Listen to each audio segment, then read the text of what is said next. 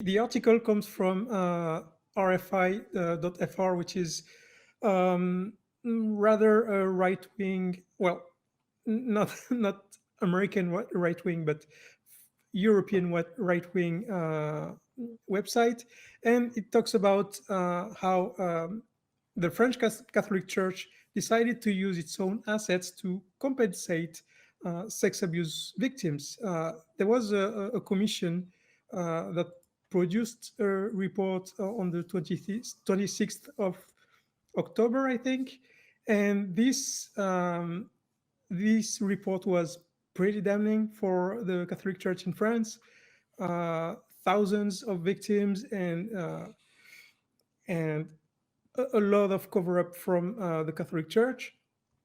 So the article talks about um, how the officials in the French Church decided to um, indemnify the victims, and decided to do that by selling and managing um, their assets. Mhm. So the cardinal is Eric de Moulin-Beaufort, and he said some things that I found pretty uh, extreme, to be honest. Uh, Crazy. I talked about this on a previous episode of the Nonprofits. I don't know if you caught that one, Cindy. yes, yeah. Yeah, it's Um, Can you give us an example of something that you thought was off the off the rails? so Crazy. yeah, he said we did it above all because we felt God's gaze on us, because we felt disgust and fear rise up in us as we realized that what so many people have experienced and were experiencing in terms of suffering, even though they had the right to receive the light, the consolation, the hope of God. So, um, my question is all those rapists, priests, didn't they feel God's gaze on them while they were abusing children? Because if they did, how could they still do it anyway? And if they didn't, then where was this God? Uh, God's gaze and isn't like Sauron's gaze. It doesn't pierce flesh yeah, and Can't yeah, stone see and everything. rock. unfortunately, Right? They ducked behind somewhere when they were doing it. Yeah. or maybe yeah, they stayed and perfectly also in still because God's vision is based on movement, right? Sorry, Cindy. yeah, Finish your thoughts. Sorry, I'm Cindy. sorry, What? Cindy. I'm sorry. Yeah, yeah. Trying yeah, to be no all worries. serious. Yeah. Everything he talks about is about indemnization for the victims, Hmm. and nothing, not a word about how to prevent it from happening, and or how to sanction those who committed those crimes. And so maybe it will come at a later time, maybe not, but I think it's just public stunt, nothing more. Well, um, Mm. I don't want to. I read the summary. Nate, did you read the summary of the? I'm trying to pull it up right now, but the summary of the report was actually quite interesting. It's very long, just the Yes. summary. And what I saw toward the end of it, it's comprehensive, and I can't read it all out, but we will have the link to this in the description. There is a list of recommendations on what the church can do to prevent this kind of stuff from happening in the future and to try to make amends. Each recommendation has 4 or more bullet points, and there are 30 recommendations. They're a little vague, I'll admit, but they are detailed in the recommendations. Wait, did I say 30? Yeah. 40, 45. No, 40, 45 recommendations, each with a lot. And it talks a lot about transparency, setting up commissions and watchdog groups within the church, recruiting people, getting therapy for people, ways of reporting people when they find when this clergy get suspected of it. I was actually impressed with the level of detail that was contained in that document. Of course, I think they knew what they were supposed to do a long time ago. They didn't do it. My problem is obviously with the abuse itself, but I don't expect the church to prevent all abuse, right? That's going to happen in the world, I think. I mean, I think that the setup that they have where there was something in my notes. Let me go to my notes because I found an interesting quote. Where was it? Can I just quickly Yeah, jump in? while I'm looking, you do it. Yeah. Okay, because it's all well and good to have these recommendations down on paper, but when you've Yeah. got this guy in the immediate aftermath of this report saying that he thinks the sanctity of confessional what's the word I'm looking for? The confessional secrecy outweighs the laws of the republic. Literally got called before a head of Yeah. state Yeah. for saying that and being like, Yep. actually, you do have to tell us if a Yeah. member of your clergy tells us they fucked a kid. Yeah, actually, you do Yeah. have to do that.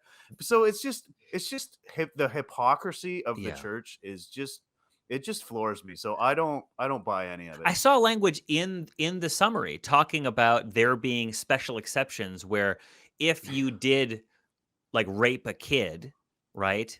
Past tense, I think that there was probably the sanctity of the confessional, but there was some language in that I saw talking about like if you have reason to believe that it's going to happen again, that there is an exemption from that.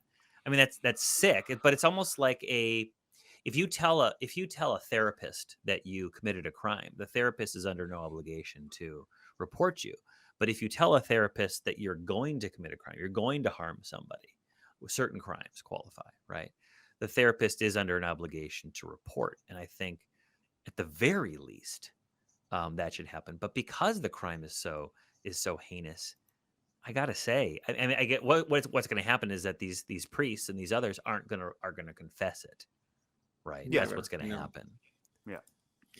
No, and this, as Cindy said about this, I said it last time that we were talking about something good, quotation mark, that the church was doing. I don't consider it good because they provoked the problem on the previous episode. Yeah, I'm not going to refer to that, but now the church is selling their assets. And guys, the church has so much power, so much money. It has over 5,000 properties that it can sell Yeah. whenever it wants over there in Europe. So only over 4,000 of them are in Italy. Those are very expensive pieces of properties, so they can sell as much as they want whenever they want. They are not losing money. No. I would No. say this is not as disgusting as the American counterpart, that they were creating a Patreon asking people We'll to get donate to money. that. We'll get to that, Mateo. We'll get to Okay, that. okay. Hang on. Okay, sorry, I was getting ahead of myself. You were. I'm just saying it's Yeah. not us disgusting, but still, I see them as just trying to wash their image, but I don't see anything sincere in here. I don't see improvement, and as you say, they are not going to send all priests who are raping children to jail. So No, we could do a whole day on this one, but what they talked about is canon law. Something that I read, canon law was calculated to deal with sin.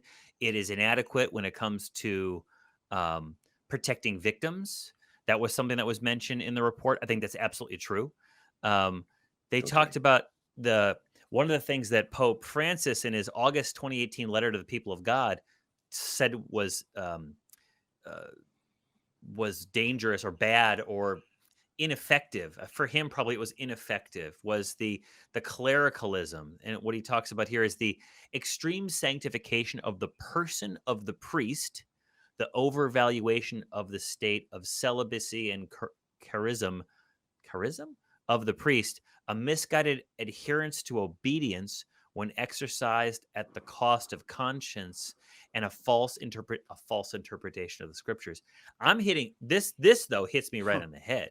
is that we've got this sense, and I've been complaining about this for a long time. The priest is somehow held up to be an example of someone who is of high moral quality, right? That the priest is not a human being, a human man who is no better than me, no better than any of us.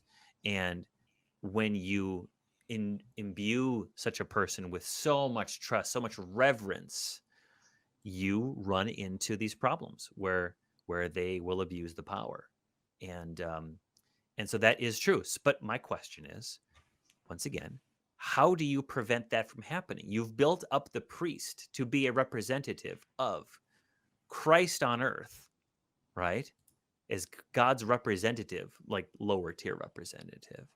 How do you get around that and still to protect the people from being taken advantage of, while at the same time keeping people in awe of the Holy Roman Catholic and Apostolic Church? I don't understand how you can walk both lines. You're essentially saying they're nothing special because they're priests, because they're humans. Arms of Well, religion. first they could allow them to get married, Sure. because that- right now it's forbidden, and funnily it's in opposition to what the Bible says. Yeah. Because Oh, the yeah, Bible that- says that a priest should be married. It says 1 Timothy chapter 3 verse 2. It's right after the passage where it says women shouldn't teach and all these things. It says I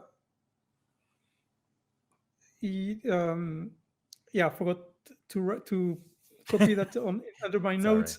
It's all right. I put the quote of the woman not being a teacher, but not this one. Right. But yeah, basically it says that a priest is supposed to be able to hold his house in the same way he holds his flock. So he cannot be a good pastor if he's not a good father in his family. So I don't understand why this celibacy thing has been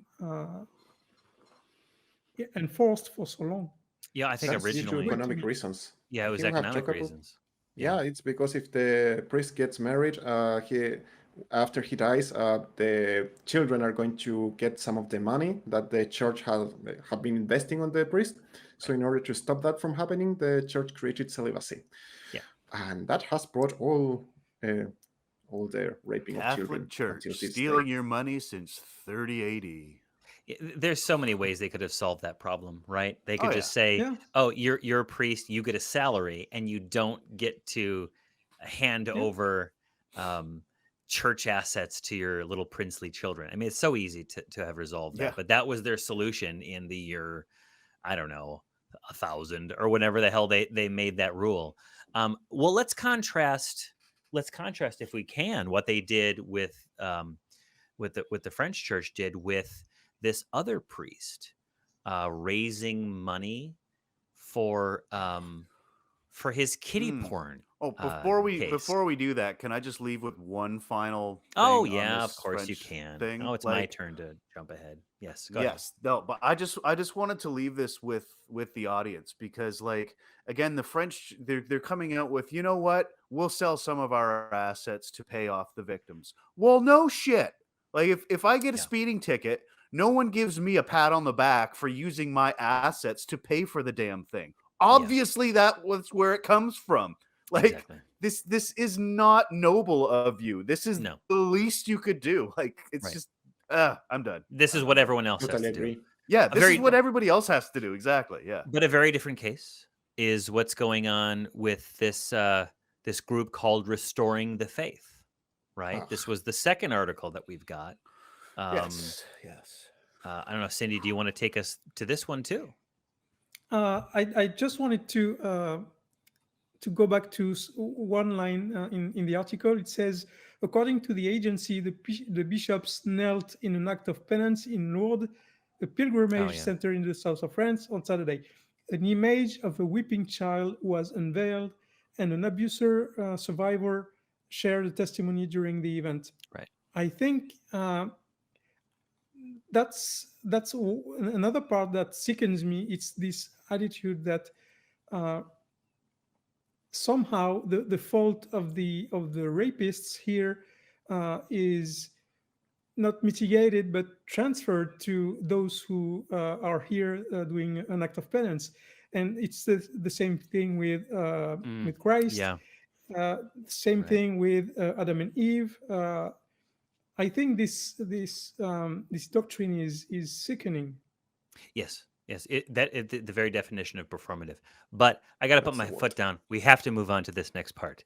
I want to talk about this priest who was caught with kiddie porn on his computer. We're not talking about the Catholic Church anymore.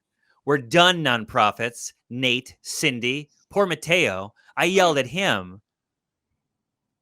Oh, maybe I've gone too far. Maybe I've gone too far. No, good Going point, to Cindy. my room. But so what happened here? Cindy, can you take us into this this bit about this GoFundMe priest? Yeah. So Thank you. this article says that GoFundMe shuts down an appeal for priests accused of child porn. So basically, it's the same thing that happened with Rittenhouse when he got in jail. He raised a GoFundMe page to pay for his lawyers and everything. And here the same thing happens. So the article says it's reported by the Catholic News Agency that the traditionalist Catholic media organization Restoring the Faith is convinced that Rhode Island priest Fr. James Jackson above had been framed and that hundreds of indecent photos of pubescent females, including infants and toddlers, found on his external hard drives had been planted. Right. Oh, It's So possible. what a surprise. It's possible. Yeah, Anything Yeah, is I mean- It is possible with God. possible. It's extremely unlikely. It's but extremely it's unlikely. possible. I've seen it in the TV show Mr. Robot. Oh, hey, But there you go. other than that, I like to cite the case of Mr. Robot, Your Honor. I'll allow yeah, it. Oh yeah. I'll allow it. I'm the guy. I'm the judge from the Rittenhouse trial. Yeah, Occam's razor. What is more likely, right? That somebody Yeah. stole his drive to put porn on it, or that he got it for himself? I guess we'll never know. We don't have to judge this priest. This is my thing. Is we don't have to, without hearing the evidence. Let's assume there's good evidence. We don't have to proclaim it. I think it's what people are doing here. There are so many worthwhile causes that good-hearted Catholic people can put their money to, right? Ha. And instead, these traditional Catholics, and I did a little bit of research on these guys. This show that they put out, they have a YouTube channel, Restoring the Faith, and I watched an episode. Oh, man, God. you didn't. I You did. didn't. I Oh, watched my. an episode. Oh man. Trads. You gave them views. Well, yeah, okay, fine. One view. A lot of good it's going to do them. But they see themselves as true practitioners of Holy Mother Church.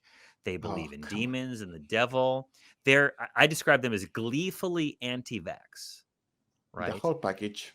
Yeah, and one dude course, was like, of course. I think this one person said it really well, that God created us without vaccines. He created us healthy without vaccines, and that's why people are sick. It's because they're taking all these vaccines. They're talking about how the government is coming to get them, how Catholics are oppressed in the military in different places, how they're going to prevent us from eating meat, how they're going to prevent us from owning cars, how the carbon tax is going to crush everybody. And they're all shit-eating grins on their faces while they're making these comments. It's very Catholic traditionalist attitudes. And we've heard callers on some of the other shows. I wonder if these individuals are fanboys or fan people of this kind of media. And so Restoring the Faith, they raised how much? $60,000 in 6 hours to defend this priest, right? And 140, they got busted GoFundMe said no, took it off there. And so they moved it over to a Christian crowdfunding site, Give, Send, Go. And that amount was kicked up to $146,000. So that was quick to defend a priest on accusations that his kiddie porn, which was found on his computer, was somehow it was planted. Well, I'd sure like to see what happens with that. And who knows? Maybe that's the case. But I'll believe it when I get evidence for it. Yeah. And this is these are the people who will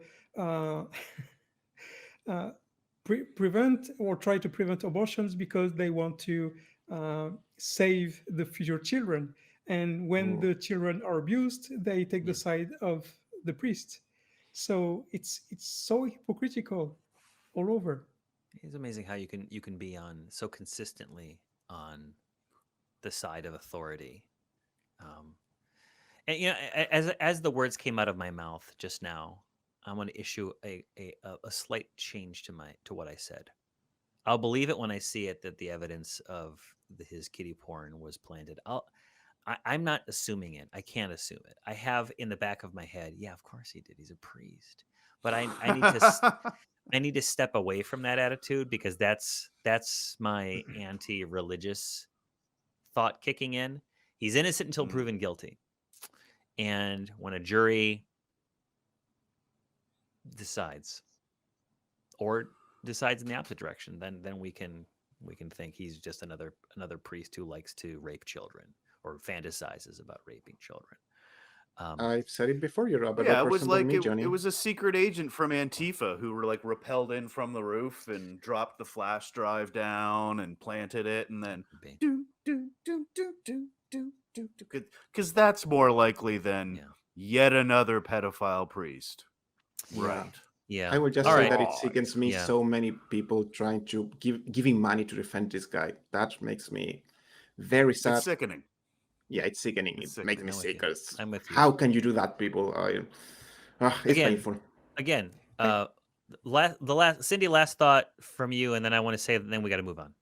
Yeah, last question. What do you guys think about this trend to ask for GoFundMe things to cover the expenses, regardless of whether you think the guy is guilty or not? What do you think about this? I think the man is entitled to a legal defense. Yeah, agreed. And I don't really have a problem with crowdsourcing that. But what bothers me is that you're a member of the church. I think the church probably should cover it. And then they should be liable for the payout as well. The church should pay for the lawyers. And if churches cannot pay for the lawyers, the state is supposed to give you a lawyer if you cannot pay it. Why are you giving extra money for what? No. If he doesn't qualify for it, he does qualify. He's a paid priest. I think the church should pay for his legal defense and then should be liable for the damages. And that's bottomless pockets.